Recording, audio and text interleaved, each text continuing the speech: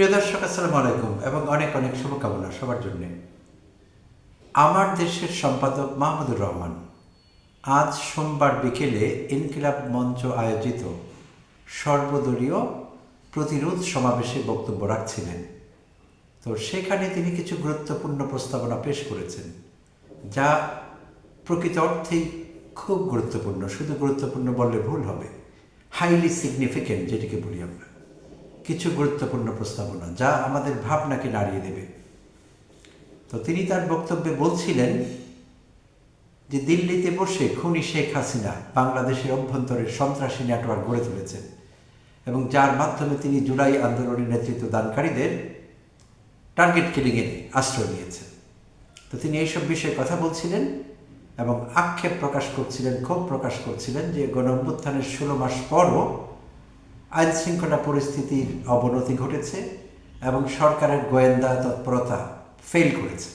তাদের যোগ্যতা, দক্ষতা এবং কর্মতৎপরতা নিয়ে তিনি প্রশ্ন তুলেছেন এবং তিনি বলেছেন যে এই সংস্থাগুলোর উপর নির্ভর করে জননিরাপত্তা নিশ্চিত করা যাবে না, কারণ দেশে এখন যে কিলিং স্প্রি শুরু হয়েছে সেটি বন্ধ করতে হলে গণপ্রতিরোধ গড়ে তুলতে হবে। আর সেই লক্ষ্যে আগামীকাল থেকে তিনি কিছু কার্যক্রমের কথা বলেছেন যেটি অভিনব।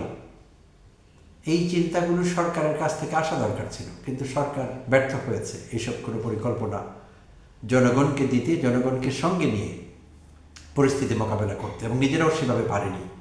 তো তাই সরকারের চোখে আঙুল দিয়ে তিনি দেখিয়ে দিলেন যে প্রকৃত অর্থেই ভালো হোমওয়ার্ক করা থাকলে কিছু গঠনমূলক প্রস্তাবনা যদি সামনে নিয়ে আসা যায় এবং সেগুলিকে বাস্তবায়ন করা যায়, তাহলে আইন শৃঙ্খলা পরিস্থিতিও নিয়ন্ত্রণে রাখা সম্ভব এবং বিশেষভাবে এখন যেভাবে ফ্যাসিজম মাথাচাড়া দিয়ে উঠেছে সেইটি মোকাবেলা করাও সম্ভব কার্যকরভাবে। তো এই লক্ষ্যে তিনি 3টি প্রস্তাব দিয়েছেন। বিষয়বস্তুর গুরুত্ব বিবেচনায় প্রস্তাবগুলো আমি হুবহু তার জবানিতে যেরকম এসেছে আমি আপনাদের সঙ্গে শেয়ার করতে চাচ্ছি। প্রিয় দর্শক, 3টি প্রস্তাবনার কথা বলছিলাম। তিনি 3টি প্রস্তাবনা পেশ করেছেন। প্রথমত তিনি বলেছেন, ফ্যাসিস্ট রাজনীতি, নেতাকর্মী ও তাদের সমর্থক এবং অনুচরদের কার্যক্রম পর্যবেক্ষণ করা এবং এদের মধ্যে যাদের ঝুঁকিপূর্ণ বলে মনে হবে এদের ধরে আইন শৃঙ্খলা রক্ষাকারী বাহিনীর হাতে সোপর্দ করা। এক্ষেত্রে আইন নিজের হাতে তুলে নেবেন না এবং সন্দেহভাজন ব্যক্তির উপর সব ধরনের শারীরিক নির্যাতন থেকে বিরত থাকবেন। মাহমুদুর রহমান তার বক্তব্যে বরাবরই দায়িত্বশীলতার পরিচয় দিয়েছেন। আগেও তিনি বলেছেন অনেক বক্তব্যে তিনি ফ্যাসিস্ট দমনের পক্ষে, আইন শৃঙ্খলা পরিস্থিতি উন্নয়নের পক্ষে, কিন্তু আইন নিজের হাতে তুলে নেওয়ার পক্ষে তিনি নন। জনসাধারণের প্রতি তিনি আহ্বান জানিয়েছেন আইন নিজের হাতে তুলে নিয়ে এই সন্ত্রাসীদের মারধর করবেন না, গণপিটুনি দেবেন না, আইন শৃঙ্খলা রক্ষাকারী বাহিনীর হাতে তুলে দেবেন। চমৎকার প্রস্তাব এবং দায়িত্বশীল প্রস্তাব আমি বলবো। তো দ্বিতীয় প্রস্তাবটি হলো তার স্থানীয় প্রশাসনের উপর কঠোর নজরদারি বজায় রাখতে হবে। একটি হলো আওয়ামী বাকশালী এলাকার যার যার এলাকার যার যার মহল্লায় প্রতিটি ওয়ার্ডে, তার কথাটি আমি একটু সরলীকরণ করছি বা প্যারাফ্রেজ করছি বলা যেতে পারে, আওয়ামী বাকশালীর দিকে নজর রাখতে হবে। যাদেরকে ক্ষতিকারক এবং হুমকিস্বরূপ মনে হবে তাদেরকে ধরে আইন শৃঙ্খলা রক্ষাকারী বাহিনীর হাতে সোপর্দ করার কথা তিনি বলেছেন, প্রথম প্রস্তাব। তার দ্বিতীয় প্রস্তাবটি হলো স্থানীয় প্রশাসনের উপর কঠোর নজরদারি বজায় রাখতে হবে। স্থানীয় প্রশাসনের উপর নজরদারি বজায় রাখতে হবে তারা কি করছে। আচ্ছা, কারণ তাদের মধ্যে অনেকেই পতিত সরকারের সহযোগী ও অনুচর হিসেবে গোপনে এখনও সক্রিয় রয়েছে। তারা যে কোনোভাবেই এসব সন্দেহভাজন অপরাধীকে ছেড়ে দিতে না পারে সেই বিষয়টি নিশ্চিত করতে হবে। প্রিয় দর্শক, আমরা জেনেছি সেই 5 আগস্ট পরবর্তী সময়ে অনেক সন্ত্রাসী গ্রেপ্তারও হয়েছিলেন, কিন্তু তারা কোনো না কোনোভাবে আইন শৃঙ্খলা বাহিনীকে ম্যানেজ করে পগার পার হয়ে গেছে, অনেকে ভারতে পালিয়ে গেছে। তো সেই বিষয়ে বলা হয়েছে তাদের উপর স্থানীয় প্রশাসনের উপর নজর রাখতে হবে। তো এখানে মাহমুদুর রহমান বলেননি, কিন্তু আমি অ্যাড করছি যে স্থানীয় প্রশাসনের কর্মকর্তা কর্মচারীদের সঙ্গেও দুর্ব্যবহার করা যাবে না, সেইটি করা আমাদের উচিত হবে না। কারণ তারা বিভিন্ন দপ্তর সামলাচ্ছেন, তারা সরকারি কর্মকর্তা কর্মচারী। তো তারা কোনো অপকর্ম করলে, সন্দেহভাজন মনে হলে, সন্দেহজনক মনে হলে কোনো কর্মকাণ্ড, তাদের উপর নজর রাখতে হবে। তখন ঊর্ধ্বতন কর্তৃপক্ষকে রিপোর্ট করতে হবে তাদের বিষয়ে, কিন্তু তাদের উপরও কোনো রকম হামলা বা তাদের সঙ্গে কোনো রকম খারাপ আচরণ করা সেটি করা ঠিক হবে না। তাহলে আইন শৃঙ্খলা পরিস্থিতির আরও অবনতি ঘটবে। তো এই ছিল মাহমুদুর রহমানের দ্বিতীয় প্রস্তাব। তার তৃতীয় প্রস্তাবটি হলো স্থানীয় আদালতগুলোর আইনজীবীদের প্রতি অনুরোধ জানাতে হবে, যাতে তারা বড় অঙ্কের টাকার বিনিময়ে এইসব অপরাধীর জামিনের ব্যবস্থা করা বা তাদের বিরুদ্ধে করা মামলা দুর্বল করার মতো কোনো অসৎ কার্যকলাপে জড়িয়ে না পড়ে। একই সঙ্গে স্থানীয় আদালতের সার্বিক কার্যক্রমের উপরও কঠোর নজরদারি নিশ্চিত করতে হবে। তো প্রথমত তিনি আইনজীবীদের উপর নজর রাখতে বলেছেন এবং আইনজীবীদের বোঝাতে হবে যে তারা যাতে টাকার বিনিময়ে কিছু নগদ পাবার আশায় এই কুখ্যাত সন্ত্রাসীদের জামিনের ব্যবস্থা না করেন এবং তাদের মামলা দুর্বল হয়ে যায় এমন তৎপরতা না চালান। আইনজীবীদের কনভিন্স করতে হবে। আইনজীবীদের সঙ্গেও খারাপ ব্যবহার করার কোনো প্রয়োজন নেই। যখনই মনে হবে তাদের কর্মকাণ্ড সন্দেহজনক, তখন আমাদের ইন্টারভিন করতে হবে জনগণের। তা আমি ইন্টারভিন শব্দটি ব্যবহার করছি। ইংরেজিতে দুটো শব্দ আছে, একটি হলো ইন্টারফিয়ার করা। তো ইন্টারফিয়ার ভার্বটি নেগেটিভ অর্থে ব্যবহৃত হয়, নেতিবাচক অর্থ আছে। অনাকাঙ্ক্ষিত অযাচিত কোনো জায়গায় হস্তক্ষেপ করাকে আমরা বলি ইন্টারফিয়ার করা। আর ভালো অর্থে পজিটিভ ইন্টেনশন নিয়ে কোনো জায়গায় হস্তক্ষেপ করা, সেটি হলো ইন্টারভিন করা। আমাদের ইন্টারভিন করতে হবে ক্ষেত্র বিশেষে। তাহলে আমাদের তরফ থেকে এটি হবে ইন্টারভেনশন, নট ইন্টারফিয়ারেন্স। আচ্ছা, তিনি আরও বলেন, আরও কিছু গুরুত্বপূর্ণ কথা তিনি বলেছেন আজকের এই সমাবেশে। অত্যন্ত গুরুত্বপূর্ণ মনে হয়েছে আমার কাছে, যে জন্য আমি আমার প্রিয় দর্শক শ্রোতার কাছে সঙ্গে শেয়ার করতে চাইছি বিষয়গুলো। খুবই গুরুত্বপূর্ণ মনে হয়েছে আমার কাছে এবং অত্যন্ত সৃজনশীল মনে হয়েছে আইডিয়াগুলোকে। আমার দেশ সম্পাদক মাহমুদুর রহমান আরও বলেন, বাংলাদেশের আদালতে প্রমাণিত সবচেয়ে বড় অপরাধী, মহাসন্ত্রাসী ও দুর্ধর্ষ খুনি শেখ হাসিনাকে ভারত যেভাবে আশ্রয় দিয়ে রেখেছে, তা এই মুহূর্তে বাংলাদেশের নিরাপত্তার জন্য সবচেয়ে বড় হুমকি হিসেবে বিবেচিত হচ্ছে। তাকে ফিরিয়ে এনে আইন, বিচার ও শাস্তির মুখোমুখি করা না গেলে রাষ্ট্রের সার্বভৌমত্ব সুরক্ষিত রাখা সম্ভব হবে না। কারণ শেখ হাসিনা আওয়ামী লীগ বছরের পর বছর, এমনকি যুগের পর যুগ ধরে বাংলাদেশ রাষ্ট্র ও নাগরিকদের বিরুদ্ধে যেসব অপরাধ ও সন্ত্রাসী কার্যকলাপ পরিচালনা করেছে, সেগুলির প্রধান পৃষ্ঠপোষক, সর্বাত্মক সহযোগী ও প্রশ্রয়দাতা হিসেবে ভারত ভূমিকা রেখেছে এবং বর্তমানেও তারা ঘাতকের পেছনে অবস্থান করছে, এই ঘাতকের পেছনে।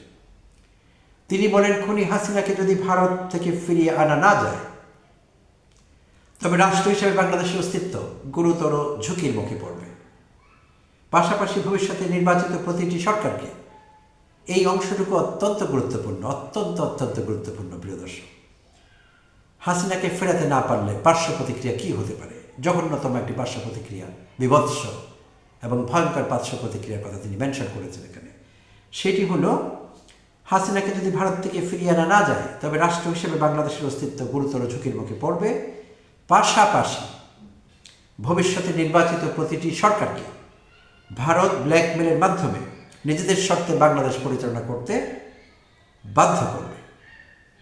খুব গুরুত্বপূর্ণ এই বক্তব্যটি। যদি হাসিনাকে ফেরত আনা না যায়, তাহলে হাসিনাকে ট্রাম্প কার্ড হিসেবে ব্যবহার করবে মোদি এবং ভারত সরকার, এবং সেটাই না, ভবিষ্যতের নির্বাচিত সরকারগুলোকে ব্ল্যাকমেল করবে এবং ভারতের দেওয়ার শর্তে তাদেরকে চলতে এবং দেশ চালাতে বাধ্য করবে। এর কিছু লক্ষণ আমরা ইতিমধ্যে কিন্তু দেখেছি।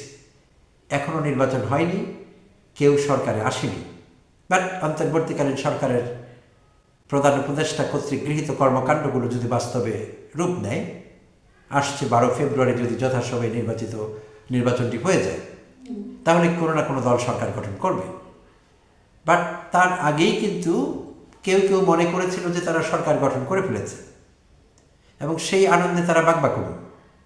শুধু তাই না, তাদের গৃহীত কিছু কর্মকাণ্ড, তাদের বক্তব্য বিশ্লেষণ করলে যা দাঁড়ায়, তাতে করে মনে হয়েছে যে ভারত বোধহয় ইতিমধ্যে বাংলাদেশের রাজনীতিবিদদের মধ্যে, ভবিষ্যতের রাজনীতিবিদদের মধ্যে এবং যারা ভবিষ্যতে সরকার গঠন করবে বলে মনে হচ্ছে, তাদের মধ্যে এক ধরনের প্রভাব জাল বিস্তার করে ফেলেছে। এরকম কিছু ক্ষেত্রে আমাদের মনে হয়েছে। তো সেই সতর্কবাণী মাহমুদুর রহমান দিলেন যে যদি হাসিনাকে ফিরিয়ে আনা না যায়, বাংলাদেশের সার্বভৌমত্ব ঝুঁকির মুখে পড়া ছাড়াও ভবিষ্যতের নির্বাচিত সরকারগুলোকে ভারত অঙ্গুলি হেলনে উঠবস করাবে এবং তাদের এজেন্ডা বাস্তবায়ন করতে বাধ্য করবে। অত্যন্ত গুরুত্বপূর্ণ বক্তব্য। পুরো বক্তব্যের মাঝখানে খুবই গুরুত্বপূর্ণ এই অংশটি। মাহমুদুর রহমান বলেন, বাংলাদেশের সরকারের হাতে এই ঘাতককে তুলে দেওয়ার দাবিতে আজ থেকেই সারা দেশে সভা সমাবেশ ও বিক্ষোভ মিছিল শুরু করুন। আমরা 26 ডিসেম্বর ঢাকায় মহাসমাবেশ করে খুনি হাসিনাকে ধরে আনার পরবর্তী কর্মসূচি ঘোষণা করব। ভারত বাংলাদেশের বিরুদ্ধে অঘোষিত যুদ্ধ ঘোষণা করেছে এবং এর বিরুদ্ধে জাতিসংঘের সাধারণ পরিষদ এবং সিকিউরিটি কাউন্সিলে আমাদের অবিলম্বে যেতে হবে। তিনি বলেন, আন্তর্জাতিক আইনে বলা আছে, আপনি যখন আপনার দেশে সন্ত্রাসীদের আশ্রয় দিয়ে তাদের মাধ্যমে অন্য কোনো দেশের আইন শৃঙ্খলা পরিস্থিতির অবনতি ঘটাবেন, এর অর্থ হচ্ছে সেই দেশের বিরুদ্ধে আপনি যুদ্ধ ঘোষণা করেছেন। ভারত প্রকারান্তরে তাই করেছে। আমি সরকারের প্রতি আহ্বান জানাচ্ছি, আপনারা অনতিবিলম্বে জাতিসংঘে ভারতের বিরুদ্ধে অভিযোগ উত্থাপন করুন। ভারত বাংলাদেশের বিরুদ্ধে অঘোষিত যুদ্ধ ঘোষণা করেছে এবং এর বিরুদ্ধে জাতিসংঘের সাধারণ পরিষদ ও সিকিউরিটি কাউন্সিলে আমাদের যেতে হবে অনতিবিলম্বে। রাজনৈতিক দলগুলোর উদ্দেশ্যে আমার দেশ সম্পাদক বলেন, শেষ অংশটুকু সবচাইতে গুরুত্বপূর্ণ প্রিয় দর্শক এবং বেশ মজার। রাজনৈতিক দলগুলোর উদ্দেশ্যে আমার দেশ সম্পাদক মাহমুদুর রহমান বলেন, অনেক রাজনৈতিক নেতা বলে থাকেন যে ভারতের সাথে বন্ধুত্ব করা ছাড়া নাকি ক্ষমতায় যাওয়া যায় না, কিংবা ক্ষমতায় গেলেও টিকে থাকা যায় না। তিনি বলেন, ভারতের সাথে বন্ধুত্ব করে যদি ক্ষমতায় টিকে থাকা যেত, তাহলে শেখ হাসিনাকে পালিয়ে ভারতে আশ্রয় নিতে হতো না। এইটি ছিল লাস্ট বাট নট লিস্ট।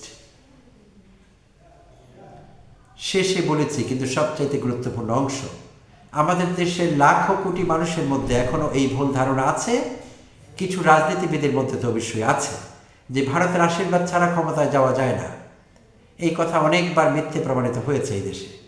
আবার অনেকে বলছেন যে ভারত প্রশ্রয় না দিলে, ভারত সহযোগিতা না করলে, ন্যাক দৃষ্টি না রাখলে যেই সরকার গঠন করুক যেই দলই, তারা সরকারে থাকতে পারে না, সরকার টিকে থাকবে না। এই কথাই যদি সত্যি হতো, মাহমুদুর রহমান সেই কথাই বলেছেন, তাহলে হাসিনার পতন ঘটে না এবং হাসিনাকে পালিয়ে ভারতে গিয়ে আশ্রয় নিতে হয় না। সো এরপর আর কোনো কথা থাকে না, এরপর যেটি থাকে সেটি হলো ফুল স্টপ।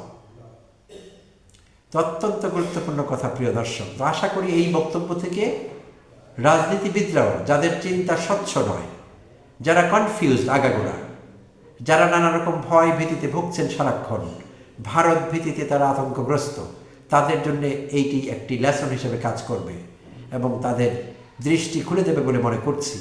এইটি ডাহা মিথ্যে কথা। ভারতের আশীর্বাদ ছাড়া ক্ষমতায় থাকা যাবে না, এই কথা মিথ্যে। ভারতের পুরো আশীর্বাদ শেখ হাসিনার মাথার উপর ছিল।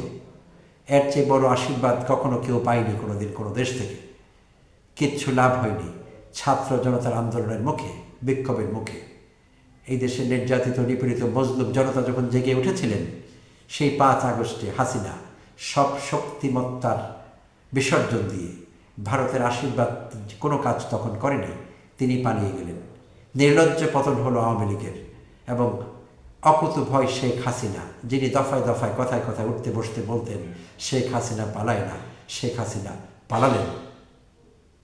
এবং এইটি সত্যি কথা, এইটি ঘটবে ভবিষ্যতেও। সো বাংলাদেশের ভবিষ্যৎ রাজনীতিকে এইভাবেই দেখতে হবে। সেই পুরনো বস্তা পচা মানধাতার আমলের সেই বাক্য, সেই বিশ্বাস, এগুলো থেকে বেরিয়ে আসতে হবে সবাইকে, বিশেষভাবে রাজনীতিবিদদের। প্রিয় দর্শক, ধন্যবাদ সবাইকে সঙ্গে থাকবার জন্যে। ভালো থাকবেন, কথা হবে অন্য কোনো এপিসোডে।